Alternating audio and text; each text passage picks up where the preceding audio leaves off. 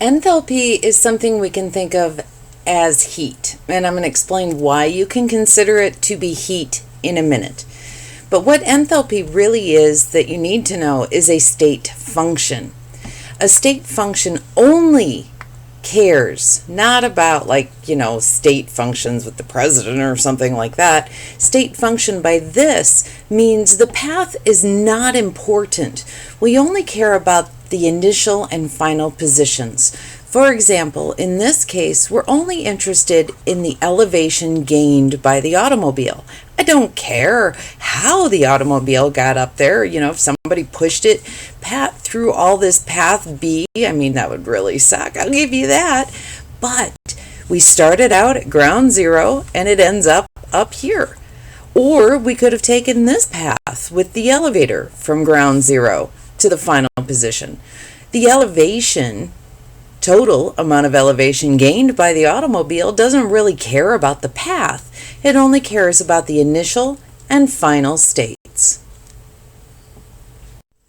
Because enthalpy is a state function, within Chapter 10, we're going to look at a couple of different ways to calculate enthalpy, because the path does not matter.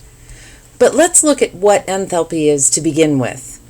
If we take a look at the internal energy of a system, it is equal to the amount of heat minus a pressure volume change. Well, that's interesting, right? You're like, okay, whatever. By the way, you don't need this equation. I'm just trying to explain something about enthalpy. If I rearrange this equation for Q, I get this.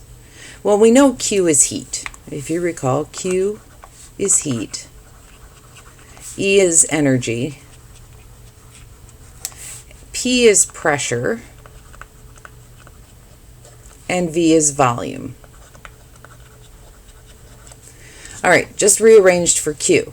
Now, by definition, enthalpy, which we use the H for, by definition, enthalpy is equal to the change in internal energy plus pressure and volume. Well, take a look at this and this, which means I can substitute all of this with Q. Therefore, the enthalpy change is directly equal to the internal heat energy of a system. And this is only true when pressure and volume are held constant, which we will always do for this class. So, for the purposes of our class, we can always think of enthalpy in terms of heat. The sign definitions for enthalpy is exactly the same as it was for heat, which makes sense, since for our purposes we're going to think of as enthalpy, which we use the symbol H for, as heat. That's what we're going to do in this class. So, when heat energy goes in to a system, hold on, I changed my pen color here. When heat energy goes into the system, that is endothermic. And because enthalpy increases, the sign will be positive. When heat energy comes out of a system, remember this is your system, enthalpy decreases, so the sign then will be negative, just like we did for Q.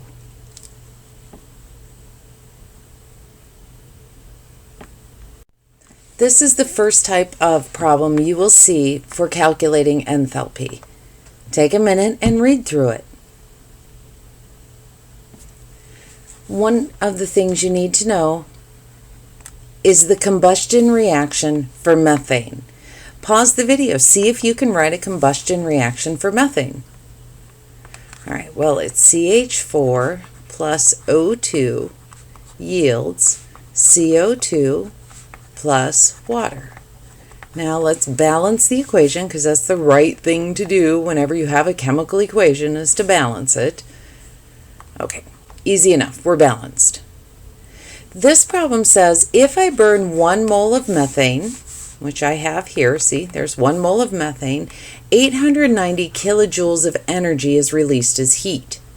So we have 890 kilojoules is released, so that's negative, as heat for every 1 mole of methane. And in this particular example, I have 5.8 grams of methane. This becomes a dimensional analysis problem because can you get grams to moles? And if you have moles, you now have a conversion here between moles and kilojoules. And I don't know if I said this yet or not, but we measure enthalpy, delta H. The unit we use for that is kilojoules. If you recall, we usually use joules for Q. Here we're going to use kilojoules. Well, let's start with what's given, which is 5.8 grams of methane. Trying to draw a straight line. We're going to chase this unit down here, so we have grams of methane for every 1 mole of methane. Well, let's calculate the molar mass of methane. So we end up with 16.042 grams of methane. And those grams canceled nicely. Chase this unit down. We're going to use this conversion right up here. So 1 mole of methane is equal to negative 890 kilojoules. Well, that makes the moles cancel, and kilojoules is the unit we're after because they've asked us for delta H.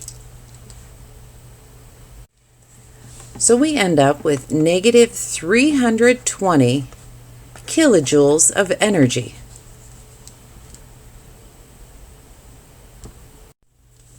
Take a minute and read through this problem.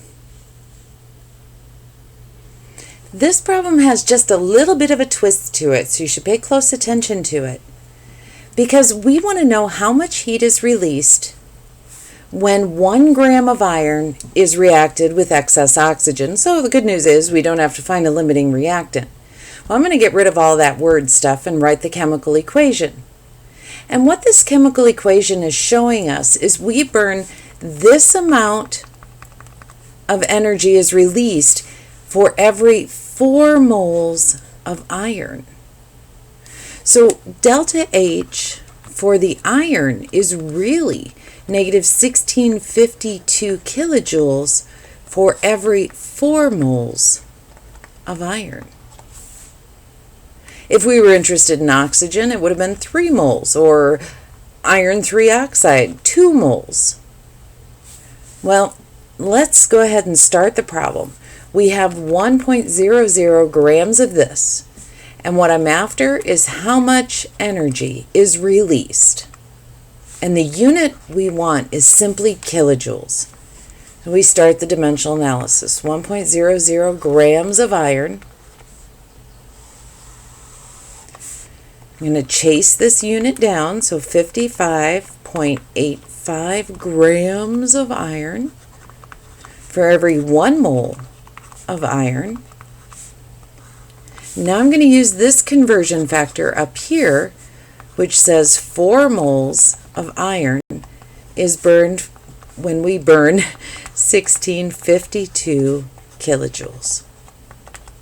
Now let's get the handy dandy calculator.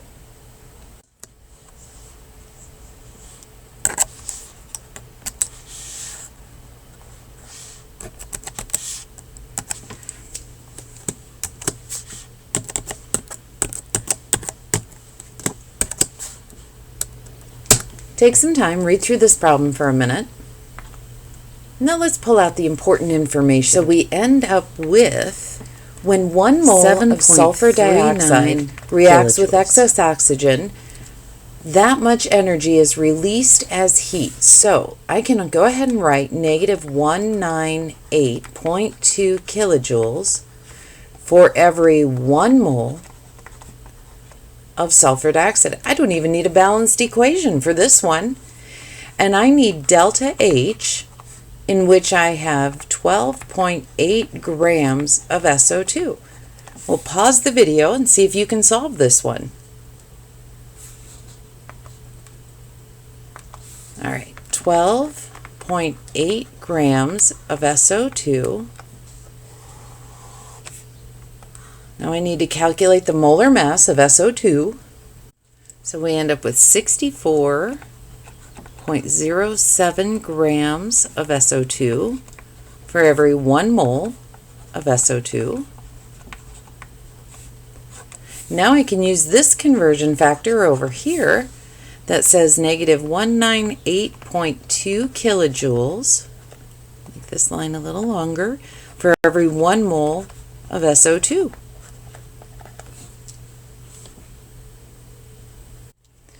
So we end up with 39.6 kilojoules. I really like this problem. You should really pay attention. Something like this could very well end up on the test. Well, let's read through this problem. So when hydrogen gas reacts with oxygen to form water at a constant pressure, that much kilojoules of energy is released as heat. Calculate delta H for a process in which 15 grams of hydrogen gas reacts with 150 grams of oxygen. Okay, here we go. Let's get rid of all the words and write our balanced chemical equation. Well, we said it was released as heat, so we should probably have a negative sign there. And we know that we have 15.0 grams of this and 150 grams of this. Well, we gotta find a limiting reactant. We've been given grammage. I don't know which one's going to control this reaction. Okay, so we have 15 grams of hydrogen and 2.016 grams of hydrogen for every 1 mole of hydrogen. Well, that gives us 7.44 moles of hydrogen. Now we have to do the same thing for the oxygen. So we have 150 grams of oxygen. And that would be 32 grams of oxygen for every 1 mole of oxygen. So we end up with 4.69 moles of oxygen. So who's our limiting reactant? You can't tell. You still have to do a mole ratio. I'm going to use the 4.69 since that's still in my calculator, but it doesn't matter. You could use either one. Now I need to do the mole ratio. And the balanced equation says 1 mole of oxygen is needed for every 2 moles of hydrogen. And that's going to be 9.38 moles of hydrogen. So if I want all of the oxygen to go away, I'm going to need this much hydrogen. And do I have enough? Nope. So there's my limiting reactant. Now I'm ready to find out kilojoules, because what I want for my final answer, whoops, I wrote that strangely, is delta H. And that unit will simply be in kilojoules. Well, let's start with what's given, the 7.44 moles of hydrogen. I'll change my pen color. See, 7.44 moles of hydrogen. And the conversion says for every 2 moles of hydrogen, it's going to release 484 kilojoules. Making sure we have 3 sig figs, I'm going to use scientific notation. It's a lot easier for this one. Times 10 to the 3rd kilojoules. And that's it. That's as hard as they get. Up next, we're going to do enthalpy a different way, because remember, it's a state function, so we can calculate enthalpy in more than one way. And this way we're going to use is Hess's law. I've often wondered if that's why we use delta H for enthalpy. Is thanks to Mr. Hess.